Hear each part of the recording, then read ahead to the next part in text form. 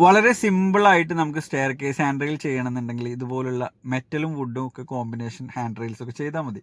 കാരണം ബഡ്ജറ്റും നമുക്കൊരു മീഡിയം ലെവലിൽ നിൽക്കുമെന്നുള്ളതാണ്. ഇതിലിപ്പോൾ നമ്മൾ വെർട്ടിക്കൽസ് നമ്മൾ GP ട്യൂബ്സാണ്, മുക്കാൽ സ്ക്വയർ ട്യൂബ്സാണ് നമ്മൾ ചെയ്തിട്ടുള്ളത്. അതിന് മുകളിൽ ഒരു MS-ൻ്റെ ഫ്ലാറ്റ് വെച്ച് അതിൻ്റെ മുകളിൽ വുഡ് വെച്ചുകൊണ്ടിരിക്കുന്ന ഒരു വർക്കാണ് ഇപ്പോൾ നടന്നുകൊണ്ടിരിക്കുന്നത്. അപ്പോൾ ഇതിൽ നമ്മൾ ഈ ടോപ്പിൽ വെക്കുന്ന ഈ ഒരു വുഡിന് പകരം ഇപ്പോൾ ഇവിടെ വുഡിൻ്റെ കട്ടിങ്ങും കാര്യങ്ങളൊക്കെ നടന്നുകൊണ്ടിരിക്കുകയാണ്.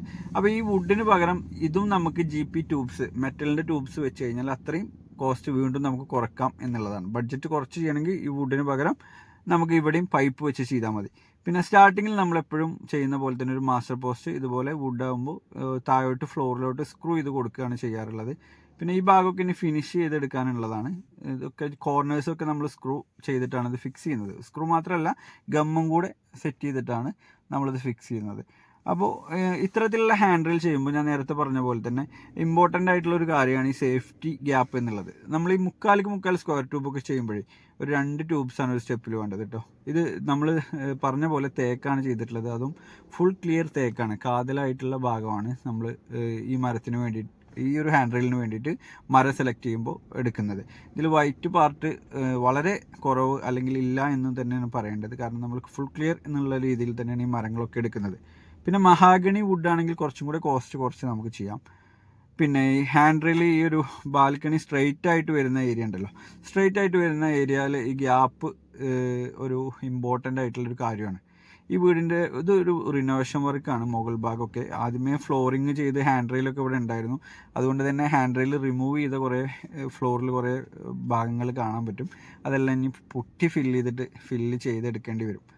ഇപ്പോൾ രണ്ടാമത് നമ്മളിവിടെ ഒരു പുതിയൊരു ഹാൻഡ് റെയിൽ മാറ്റി ചെയ്യുവാണ്. പഴയ ഹാൻഡ് റെയിൽ, മുമ്പുണ്ടായിരുന്ന ഹാൻഡ് റെയിലിൻ്റെ ഭാഗങ്ങൾ നിങ്ങൾക്ക് ഇവിടെ കാണാം. അതുപോലെ ഈ ഭാഗമൊക്കെ നമുക്ക് കറക്റ്റ് പൊട്ടിയിട്ട് ഫില്ല് ചെയ്തെടുക്കേണ്ട ഭാഗങ്ങളാണ്.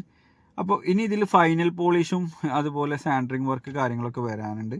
അപ്പോൾ പോളിഷ് വർക്കിൻ്റെ കാര്യം നമ്മളെപ്പോഴും ക്ലയൻസിനോട് പറയാനുള്ളത്, ക്ലയൻറ്റ് സ്കോപ്പിലാണ് നമ്മൾ പോളിഷിംഗ് വർക്ക് ഉൾപ്പെടുത്തിയിട്ട് കൊടുക്കാറുള്ളത്. കാരണം നമ്മൾ പോളിഷ് ചെയ്യുന്ന സമയത്ത് ഇവിടെ ബാക്കിയുള്ള ഇൻറ്റീരിയറിൽ വരുന്ന പോളിഷിങ്ങും നമ്മൾ ചെയ്യുന്ന ആ ഒരു പോളിഷിങ്ങും മാച്ച് ആവാത്തതിൻ്റെ ഒരു ബുദ്ധിമുട്ട് ചിലപ്പോൾ പിന്നീട് ക്ലയൻറ്റിന് ഉണ്ടായേക്കാം. അപ്പോൾ അത് ക്ലയൻറ്റിൻ്റെ താല്പര്യപ്രകാരം ആണ് ഈ പോളിഷിങ് ചെയ്യുക. ഈ ഭാഗത്ത് സ്ട്രൈറ്റ് ഏരിയ വരുന്ന ഭാഗത്ത്, ഈ ഒരു കോർണേഴ്സ് വരുന്ന ഈ ഒരു ഭാഗത്തൊക്കെ ഈ ഗ്യാപ്പ് നമ്മളെപ്പോഴും ഒരു 12 സെൻറ്റിമീറ്റർ കുറയാത്ത ഗ്യാപ്പ് കീപ്പ് ചെയ്യണം എന്നുള്ളതാണ്.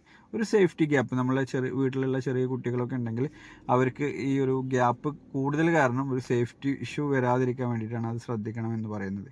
അതുപോലെ തന്നെ ഈ വുഡിൻ്റെ വർക്ക് ചെയ്യുന്ന സമയത്ത്, പ്രത്യേകിച്ച് വുഡ് സെലക്ട് ചെയ്യുന്ന സമയത്ത്, നമ്മളിതിൽ സെലക്ട് ചെയ്യുന്ന വുഡ് നല്ലതല്ലെങ്കിൽ നമുക്ക് കൂടുതൽ ലൈഫ് കിട്ടില്ല.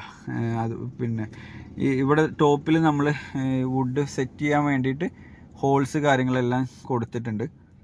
അതുപോലെ തന്നെ മുകളിൽ നമ്മൾ ഇത് ഹാൻഡ് റെയിൽ പിടിപ്പിച്ചിരിക്കുന്നത് ഫ്ലോറിലോട്ട് ഡയറക്റ്റ് റൗണ്ടായിട്ടുള്ള ഒരു കോർബിറ്റ് ഉപയോഗിച്ചിട്ട് ഡ്രിൽ ചെയ്തിട്ട് അതിൽ കെമിക്കൽ ഫിക്സ് ചെയ്തിട്ടാണ് ഈ ഹാൻഡ് റെയിൽസ് ഒക്കെ പിടിപ്പിച്ചിട്ടുള്ളത്. അപ്പോൾ സ്ട്രെങ്ത്തിൻ്റെ കാര്യത്തിലൊന്നും ഒരു കുറവും ഉണ്ടാവില്ല. നല്ല ഭംഗിയായിട്ട് നമുക്കിത് ഫിനിഷിങ് കഴിഞ്ഞാൽ, പോളിഷിംഗ് വർക്കൊക്കെ കഴിഞ്ഞാൽ നല്ല ഭംഗിയായിട്ടുള്ള ഒരു മോഡലാണ് ഇത്തരത്തിലുള്ള വെർട്ടിക്കൽ ഹാൻഡ് റെയിൽ എന്ന് പറയുന്നത്. മാത്രമല്ല നമുക്ക് ഈ ഗ്ലാസ് ഹാൻഡ് റെയിൽസിലോട്ടൊക്കെ പോകുന്ന സമയത്ത് നമ്മൾ ഗ്ലാസ് ഹാൻഡ് റെയിൽസും കൂടിയൊക്കെ ചെയ്യുന്നുണ്ട്. സൈഡിൽ വെച്ചിട്ടാണെങ്കിലും ടോപ്പിൽ വെച്ചിട്ടാണെങ്കിലും ഉള്ള ഗ്ലാസും ടഫൺ ഗ്ലാസും വുഡും കോമ്പിനേഷൻ നല്ല പ്രീമിയം ആണ്. പക്ഷെ അതിനപേക്ഷിച്ച് ഈ ഒരു മോഡൽ നമുക്ക് വളരെ ചെറിയ റേറ്റിൽ ചെയ്യാമെന്നുള്ളതാണ്. പ്രത്യേകിച്ച് ടോപ്പിൽ നമ്മൾ ഈ GIൻ്റെ മെറ്റീരിയലും കൂടി ടോപ്പിൽ വുഡിന് പകരം കൊടുക്കുകയാണെങ്കിൽ ഈ ഭാഗമൊക്കെ ഇനി സാൻഡർ ചെയ്ത് ലെവലാക്കണം. അതുപോലെ തന്നെ ഹാൻഡ് റെയിൽ ചെയ്യുന്ന സമയത്ത് എപ്പോഴും ഈ ഒരു കോർണർ ഭാഗങ്ങളുണ്ടല്ലോ, കോർണർ ഭാഗം എപ്പോഴും നമുക്ക് ഷാർപ്നെസ് ഒഴിവാക്കി കൊടുക്കുകയാണ് നല്ലത്. ചെറിയ രീതിയിലൊന്ന് പേപ്പർ ഇട്ട് പിടിച്ചു കഴിഞ്ഞാൽ ആ ഷാർപ്നെസ് ഒഴിവാകും. അല്ലാത്ത പക്ഷം നമ്മൾ കയറി ഇറങ്ങുന്ന സമയത്തൊക്കെ നമ്മൾ കൈ അതിൽ വെക്കുന്ന സമയത്ത് ഭയങ്കര ഷാർപ്പായിട്ടുള്ളൊരു ഫീൽ ഉണ്ടാവും.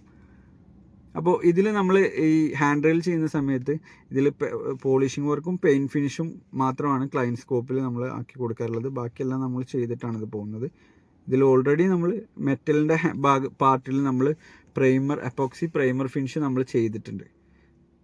ഇനി ഇതിൽ ഫൈനൽ പെയിൻറ്റിങ്ങും വുഡിൻ്റെ ഫൈനൽ പോളിഷിങ്ങും മാത്രമാണ് ഈ ഒരു വർക്കിൽ ബാക്കിയായിട്ടുള്ളത്. ബാക്കിയുള്ള വർക്കുകളെല്ലാം നമ്മൾ ചെയ്ത് ഫിനിഷ് ചെയ്ത് കൊടുക്കും. അപ്പോൾ ഇത്തരത്തിലുള്ള വർക്കുകൾ നിങ്ങൾക്ക് ചെയ്യാനുണ്ടെങ്കിൽ സ്ക്രീനിൽ കാണുന്ന ഈ നമ്പറിൽ ഞങ്ങളെ കോൺടാക്റ്റ് ചെയ്താൽ